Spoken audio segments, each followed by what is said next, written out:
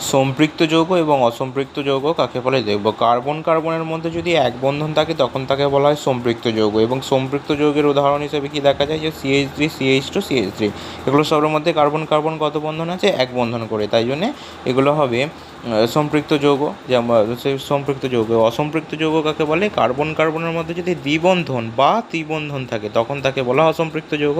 যেমন এখানের ক্ষেত্রে কার্বন কার্বনের দু বন্ধন আছে, তাই জন্যে সেক্ষেত্রে এখানে তিন বন্ধন আছে, তাই জন্যে অসম্পৃক্ত যৌগ। এবার যেখানে সমস্যা হয় সেটা হচ্ছে যদি কিছুর সাথে কার্যকরী মূলক বা ফাংশনাল গ্রুপ যুক্ত থাকে তখন সেটা কি হবে, সম্পৃক্ত না অসম্পৃক্ত। এবার কার্যকারী মূলকটাকে আমরা যখন ভেঙে দেখব তখন দেখব যে যেমন সিএইচও গ্রুপটাকে যদি ভেঙে দেখা যায় তাহলে দেখা যায় সি আর ও এর মধ্যে ডবল বন্ড আছে, কিন্তু এটা সম্পৃক্ত, কারণ বলেছে যে কার্বন কার্বনের মধ্যে যদি এক বন্ধন থাকে তবেই সেটা হবে সম্পৃক্ত যৌগ।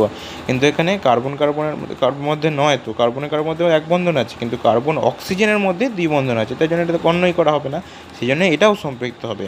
আবার অন্যান্য ফাংশনাল গ্রুপগুলোকেও ভেঙে দেখিয়ে দিয়েছি, তাই এখানে যে সি ডবল বন্ড ও এর সাথে ডবল বন্ড আছে, তার মানে এটা সম্পৃক্তই হবে, কারণ কার্বন কার্বন যদি যুক্ত থাকে সিঙ্গেল বন্ধন দ্বারা তবেই সেটা সম্পৃক্ত হবে। এই যে এখানেও যেমন গ্রুপগুলো সমস্ত গ্রুপগুলো ভেঙে দেওয়া আছে। এখানে যেমন এই যে কার্বনের সাথে নাইট্রোজেন ত্রিবন্ধন দেওয়া হচ্ছে, কার্বন কিন্তু না, যদি কার্বন থাকতো তাহলে হতো অসম্পৃক্ত যৌগের উদাহরণ, কিন্তু এখানে যেহেতু আছে ত্রিবন্ধন নাইট্রোজেনের সাথে, কার্বনের সাথে নেই, তাই জন্য এটা হবে সম্পৃক্ত যৌগ। এই কার্যকরী মূলকগুলো একটু ভালোভাবে গঠনগুলো জেনে রাখা দরকার।